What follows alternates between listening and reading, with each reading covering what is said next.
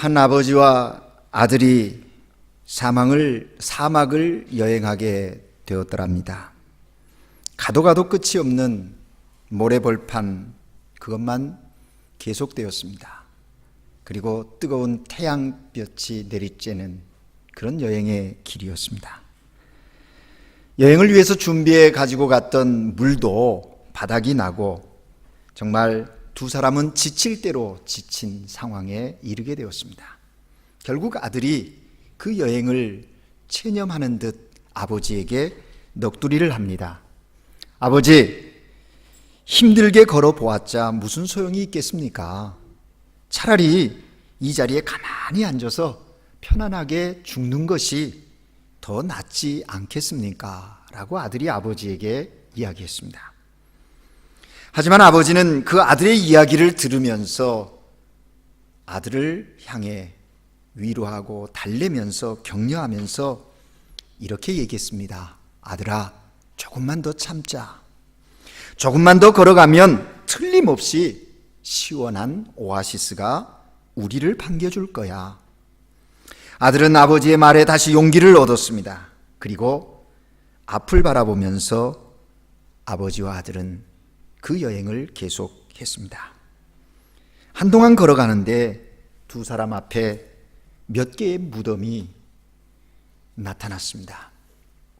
그것을 본 순간 이 아들은 또 절망하고 낙심하면서 자리에 털썩 주저앉아버리고 말았습니다. 아버지, 보세요. 이 사람들도 결국 죽어서 여기 묻히지 않았습니까? 우리라고 별 수 있겠습니까? 다 소용없는 일이지요. 라고 절망 어린 목소리로 아버지에게 또 한 번 하소연을 합니다. 그런 아들의 그 넋두리를 들으면서도 여전히 아버지는 그 아들을 향하여 이야기합니다. 그 아버지의 생각은 아들의 생각과 전혀 달랐습니다. 아들아, 이제는 우리가 정말로 안심해도 되겠다. 여기에 무덤이 있다는 것은 누군가가 이들을 여기에다가 묻었다는 의미가 아니겠니? 그러니 틀림없이 가까운 곳에 사람들이 사는 마을이 있을 거야. 정말로 얼마 가지 않아서 큰 오아시스가 있는 마을이 그들을 기다리고 있었습니다. 그래서 아버지와 아들은 갈증을 시원한 물로 적실 수 있었고 피곤에 지쳐있던 그 몸과 또 여행 중에 있었던 그 힘겨움을 이렇게 쉼을 통해서 회복할 수 있게 되었더랍니다. 여러분, 이 이야기가 우리에게 던지는 메시지가 무엇일까요? 우리가 꿈과 소망을 가지고 삶을 살아가는 것이 얼마나 중요한가 하는 것을 우리에게 교훈으로 주는 그런 실화입니다. 여러분은 어떻습니까? 아들과 같은 여행의 길에 있습니까? 아버지와 같은 자세로 지금 여행을 하고 계십니까?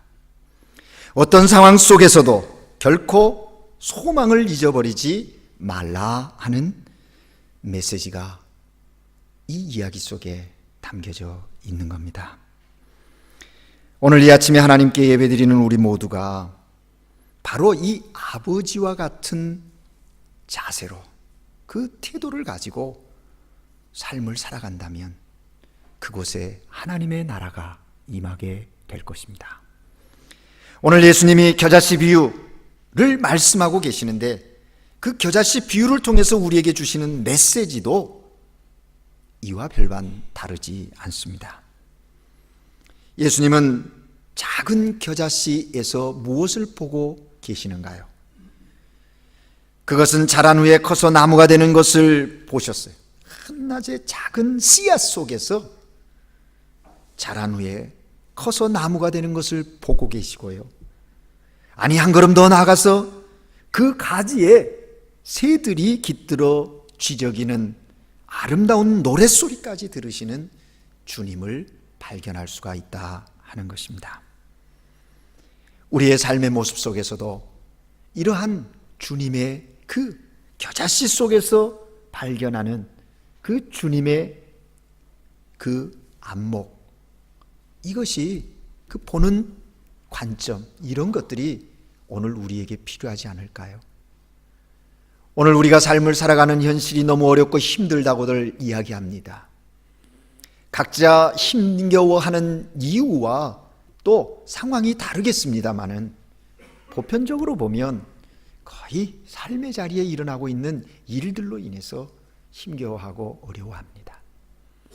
우리는 그 상황과 사건들을 믿음의 사람으로 어떻게 봐야 하는가 하는 것을 끊임없이 훈련해야 합니다.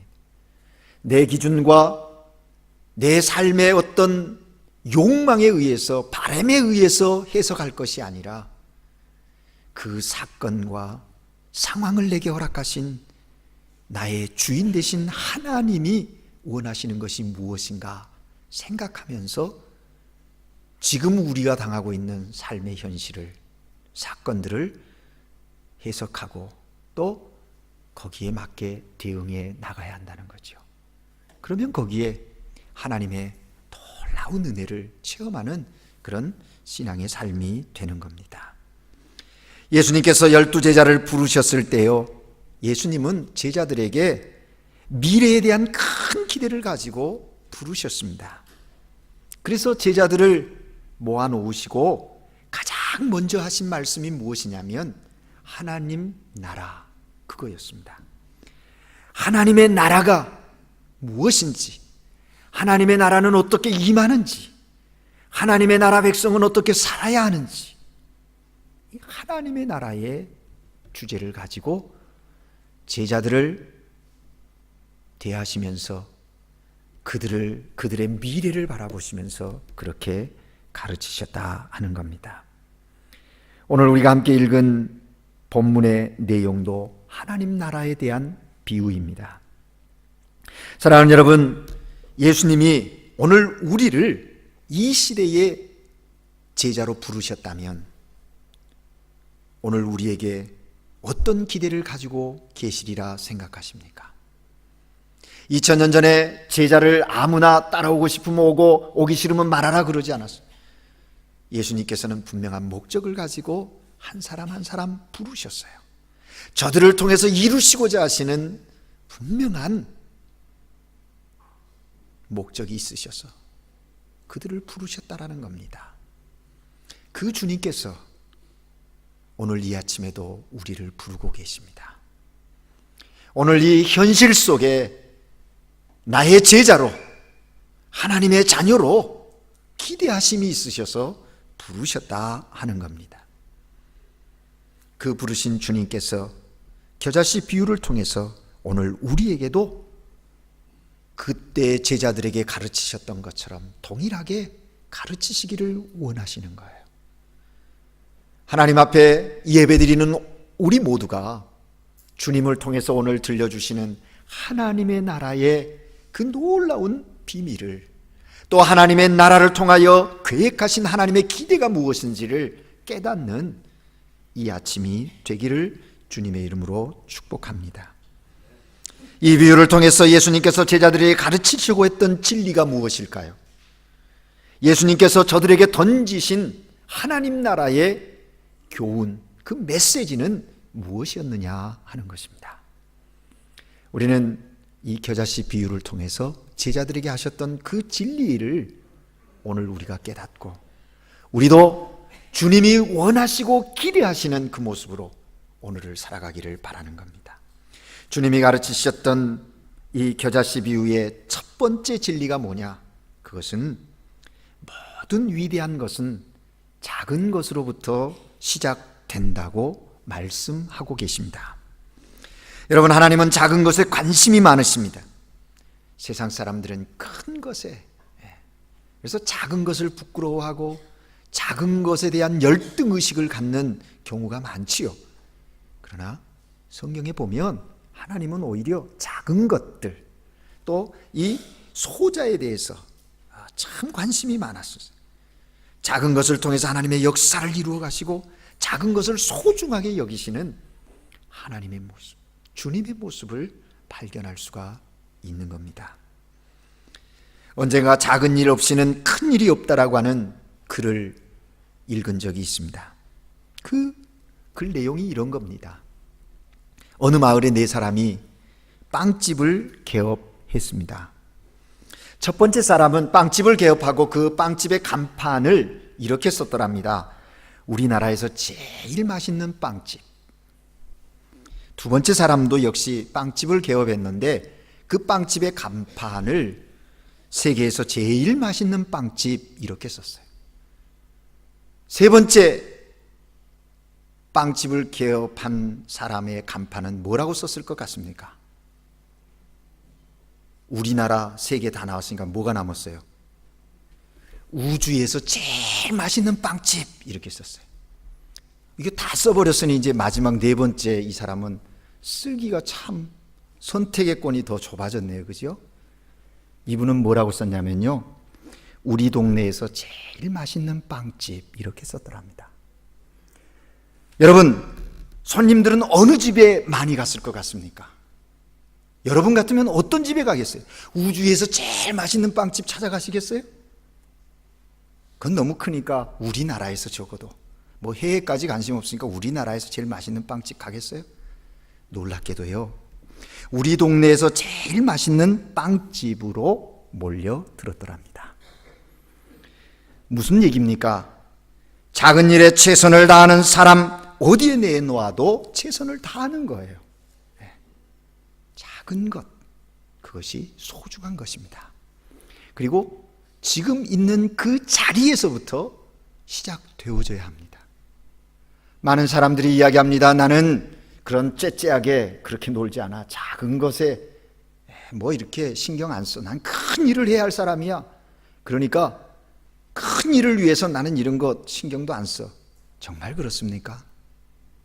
작은 것, 그것이 소중한 거예요.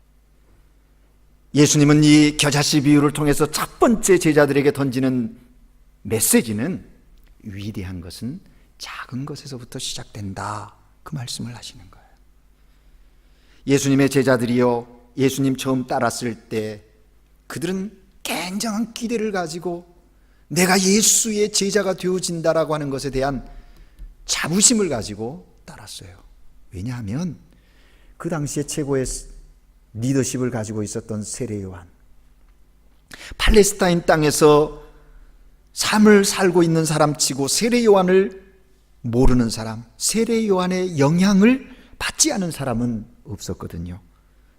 많은 사람들이 그의 설교를 듣고 세례를 받고, 정치인이든 경제인이든 그 당시의 종교인들까지도 회개를 외치는 세례 요한의 설교를 듣고 삶을 바꾸고 변화하는 그런 일들이 일어났던 거죠. 그만큼 영향력 있는 지도자로 섰더라는 거예요. 그런데 그 세례 요한이 회개하라 천국이 가까웠다 외치면서 하는 얘기가 뭐였습니까? 나보다 더 위대한 사람이 내 뒤에 나타날 것이다. 나는 그분의 신들매를 풀기도, 신발끈을 푸는 것도 감당할 수 없는 존재다. 그만큼 그분은 위대한 분이다 라고 당시 많은 사람들이 존경하는 세례 요한이 또 한 사람을 소개하고 있는 겁니다. 그래서 그 당시 사람들, 또 저들은 도대체 이 위대한 요한이 말하는 그 사람은 누구일까 많이 궁금해졌어요. 그런데 드디어 그분이 나타나셨어요. 누구예요? 예수님입니다. 그래서 요한을 따르던 사람들까지 예수님을 따르게 되었어요. 예수님의 제자들 가운데 요한의 제자들이 많거든요. 제자들은 굉장한 기대를 걸었습니다. 그러나 예수님을 따라다녀 보아도 별 큰 사건이 나타나지 않는 거예요. 몇 번의 기적이 있고, 그 기적으로 인해서 바리새인들이 들고 일어나서 예수님도 고소하려고 하고, 예수님을 따르는 제자들까지도 참 궁지에 몰아넣는 일들이 일어나기 시작한 거예요.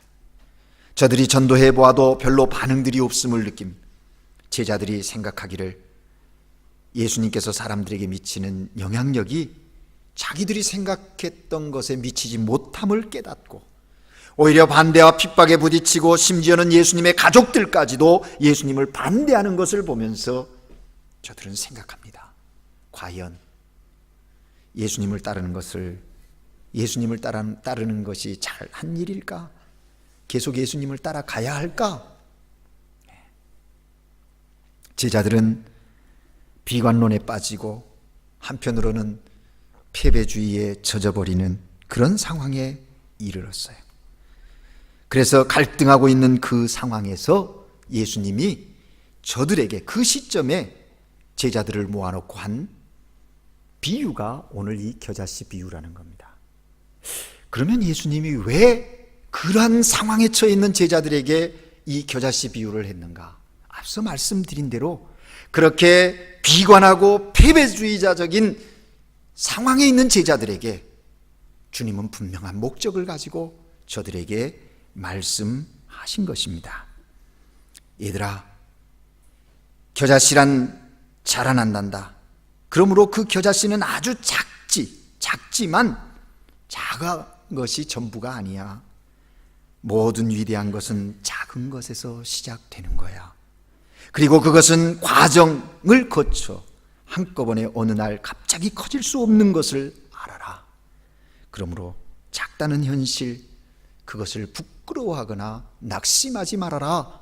그런 의미를 담아서 제자들에게 예수님께서 이 겨자씨의 비유를 말씀한 겁니다. 위대한 것은 작은 것에서부터 시작된다. 분명한 목적을 가지고 제자들에게 예수님 말씀하셨어요. 그래서 사실 오늘 읽은 본문의 앞부분에 보면 예수님이 또 다른 비유를 하나 말씀하신데 씨에 관한 비유를 말씀하시거든요.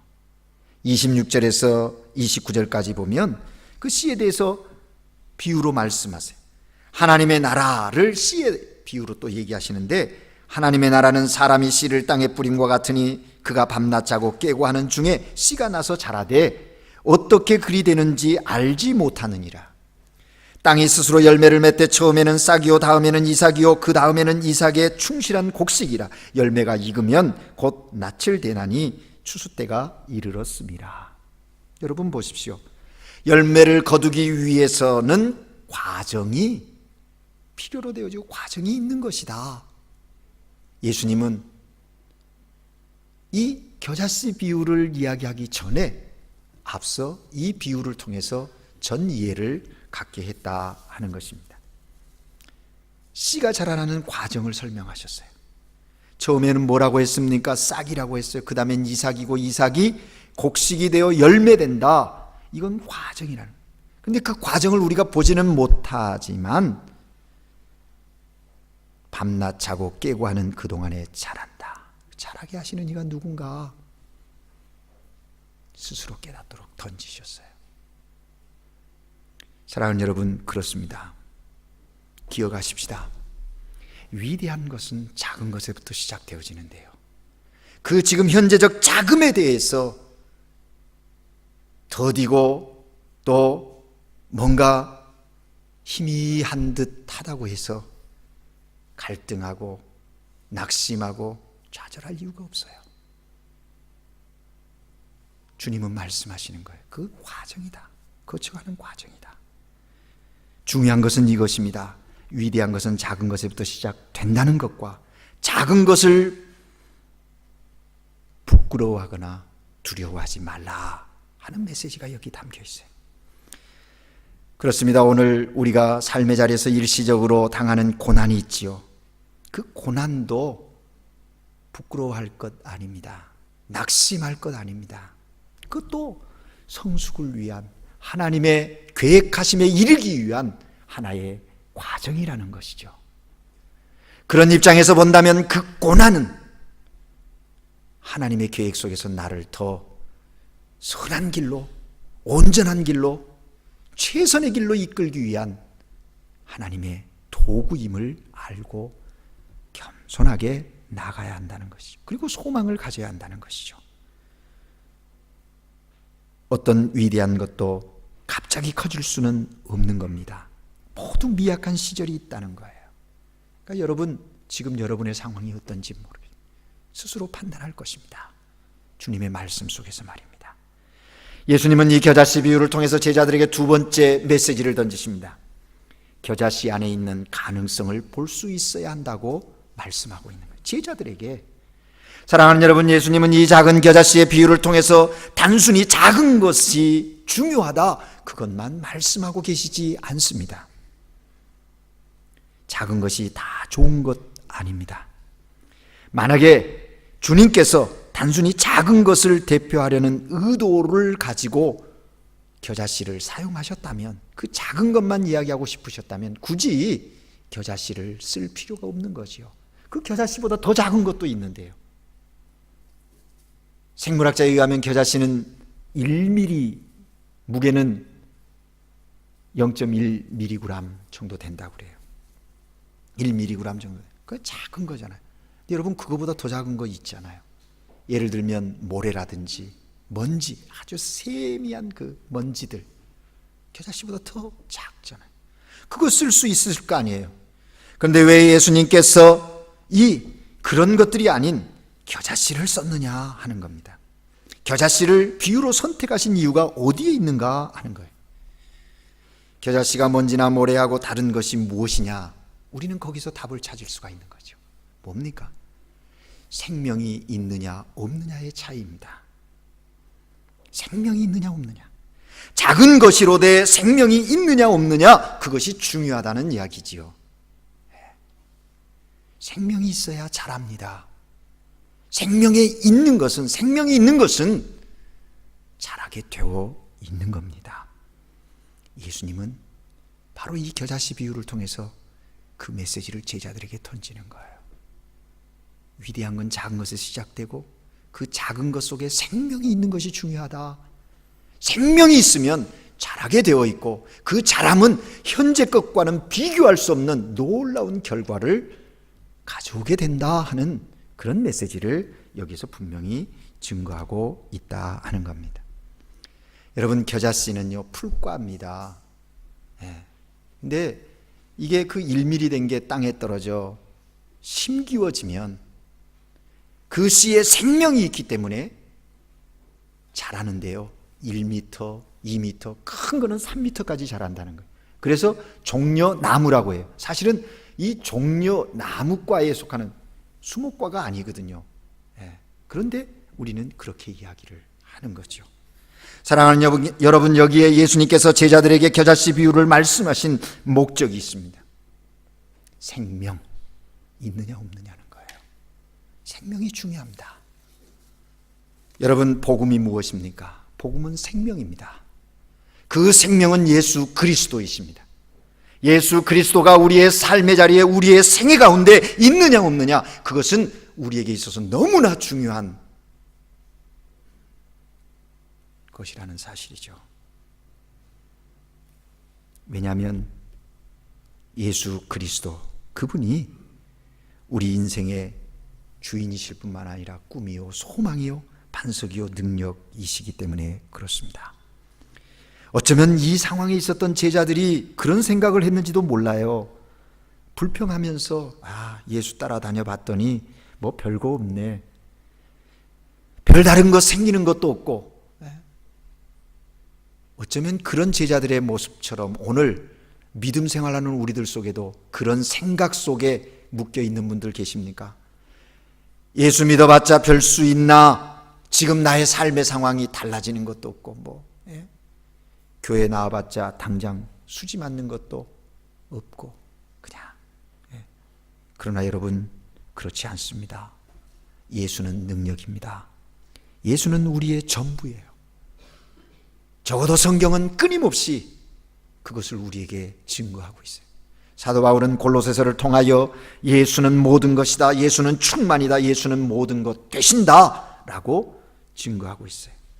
그렇습니다. 여러분, 예수님은 하나님이십니다. 하나님이 우리와 함께 하시는 거예요. 그래서 예수 그리스도, 그분은 우리 인생의 전부인 것이죠. 예수님은 우리 인생의 꿈과 소망입니다. 능력이십니다. 기억하십시다. 예수님이 우리를 붙들고 있으면요, 우리는 세상 전부를 붙들고 있는 사람이에요. 그러나 우리가 예수 그리스도를 놓아버리면 우리는 세상 전부를 잃어버린 사람과 같은 거예요. 예수 그리스도, 그분이 내 안에, 내가 그분 안에. 오늘 찬양대가 찬양한 것처럼 말이죠. 그럴 때 거기에 생명이 있고 그 생명이 열매를 맺는 놀라운 역사를 이루어 간다 하는 것입니다. 마지막으로 이 비유 속에서 주님이 주시는 메시지는 뭘까요? 위대한 것은 작은 것에서부터, 그 작은 것 속에 생명이 있느냐 없느냐가 중요하다. 생명이 있다면 어떤 역사들이 나타나는가? 주님은 오늘 비유 마지막 32절에서 이렇게 말씀합니다. 심기운 후에는 자라서 모든 풀보다 커지며 큰 가지를 내나니 공중의 새들이 그 그늘에 깃들일 만큼 되느니라. 여러분, 겨자씨의 그 생명이 심겨졌을 때 그 겨자씨가 자라서 큰 나무가 되니까 거기에 공중의 새들이 찾아와서 나무가지에 깃들이게 되었다는 겁니다. 여러분, 누가 나무의 혜택을 받았습니까? 나무 스스로입니까? 어쩌면 나무를 괴롭히는 느낌을 받을 수도 있을 거예요. 그런데 오늘 본문에 보면, 예수님의 비유 속에 보면 새들이 혜택을 보고 있다고 말씀하고 있어요. 그렇습니다.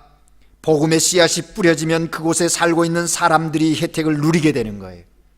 내 안에 계신 그리스도, 그분으로 말미암아 그 생명이 우리의 삶자리에서 심겨지고 그 심겨진 그 생명은 자라서 우리 주변에 있는 많은 사람들이 혜택을 보게 돼요. 누구든지 말입니다. 믿든지 믿지 않든지 간에 상관없이 혜택을 누리게 된다 하는 것이 하나님 나라의 비밀이에요. 그러니까 예수 그리스도를 믿는 믿음의 사람이 머무는 그곳에 하나님의 나라가 임하는 것이고 하나님의 나라가 선포되어지게 되어 있다는 겁니다. 왜? 예수 생명이 있기 때문에 그렇다는 거예요. 심겨져야 합니다. 삶의 자리에서 심겨져야 합니다. 그러면 그런 역사가 일어난다는 것이죠. 하나님께서 아브라함을 택하셔서 너는 복의 근원이 될지라 말씀하셨어요. 믿음의 후손인 그 아브라함의 후손들이 그 하나님의 약속의 근거에서 어느 곳에 가든지 복의 근원 되는 은총을 누리게 되었던 거지요. 하나님은 오늘도 똑같이 우리에게 말씀하시는 거예요. 너희가 예수 그리스도를 주로 고백했느냐? 그렇다면 예수의 생명이 너희 안에 있으니까 너희 그 안에 있는 그 생명을 통해서 이제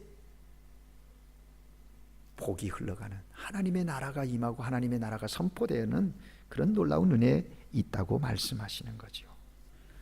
사랑하는 여러분, 그렇습니다. 어쩌면 지금 우리의 삶의 정황이 참 더디고 작고 변화가 늦는 것 같을지 모름. 지금은 비록 작지만 우리는 자라날 것입니다. 그리고 어느 날 나의 삶이 이웃들에게 반드시 축복이 되어지는 그런 은혜의 삶으로 나아가게 될 것이라는 거예요. 작은 것에서부터 출발하여 크게 자라고 그래서 이웃들에게 축복이 되어지는, 축복의 통로가 되어지는 그런 은혜를 누리게 된다는 거예요. 이 주님의 메시지 앞에 아멘으로 응답하실 수 있는 저와 여러분이 되기를 바라는 겁니다. 내가 자라나라 울창한 나무가 되고 가지를 펼칠 때 새들이 날아올 것이다. 그들에게 안식처를 제공하리라. 그래서 새들로 하여금 노래하게 하라. 그렇습니다, 여러분. 나의 삶의 주변에 있는 사람들에게 노래를 주고 꿈을 주고 축복을 나누어 줄 수 있는 그런 인생을 살게 하신다고 말씀하시는 거예요. 주님 안에 거하십시오. 이것이 겨자씨 한 알의 비전이요, 그 겨자씨 한 알의 생명력이라고 말씀하고 계십니다. 여러분, 세속적인 성공이 뭡니까?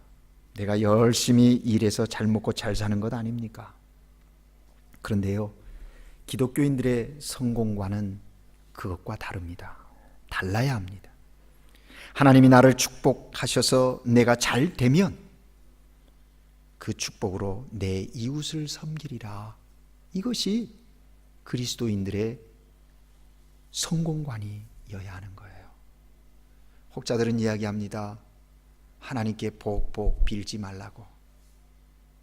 복을 비는 거는 축복해 주십시오라고 하나님께 얘기하는 거는 좀 저등 종교의, 하등 종교의 모습이라고. 적어도 기독교는 고등 종교인데 그러면 안 된다고 이야기합니다. 틀린 이야기입니다. 하나님은 복 주시는 하나님이, 축복하시는 하나님이, 우리가 하나님께 구해야 해요. 그러나 세상 사람들이 말하는 것과 같은 이런 성공관을 가지고 내가 잘 먹고 잘 살려고 구하는 복이어서는 안 되는 거죠. 적어도 믿음의 사람이라면 주여 복을 더하시옵소서.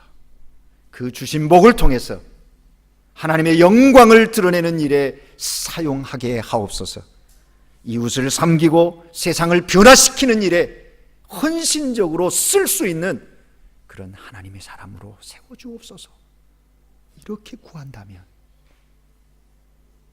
우리 하나님 기뻐하시지 않겠습니까? 우리가 어려서 들은 이야기들 많지요. 공부 좀 해라, 이 녀석아. 공부해서 남주냐. 또 혹자들은 얘기합니다. 젊어서 돈 벌어야겠다고. 그래야 늙어서 고생 안 한다고. 그 젊어서 번 돈 누구 주겠냐고. 여러분, 적어도 우리 그리스도인들은요, 공부해서 남 줘야 하고요, 돈 벌어서 남 줘야 합니다. 공부해서 나 혼자 잘 되겠다, 돈 벌어서 나 혼자 잘 먹고 잘 살겠다, 그것 아닙니다. 우리가 사업에서 돈을 버는 것은 학생들이 공부하여 얻은 지식, 그것의 목적, 그건 뭐냐? 나에게 초점이 되어진 것이 아니라 인류를 섬기는 일에 초점이 되어지고 하나님이 하시고자 하시는 일에 초점이 맞춰질 때 그게 정말 복된 것이고 기독교인의 성공관이요 재물관인 겁니다. 이제 말씀을 마칩니다. 사랑하는 여러분, 오늘 우리의 현실이 비록 작고 보잘것없지만 그렇다 할지라도 낙심하거나 두려워하거나 부끄러워하지 마십시오. 우리가 먼저 물어야 할 것은 거기에 생명이 있는가 하는 거예요.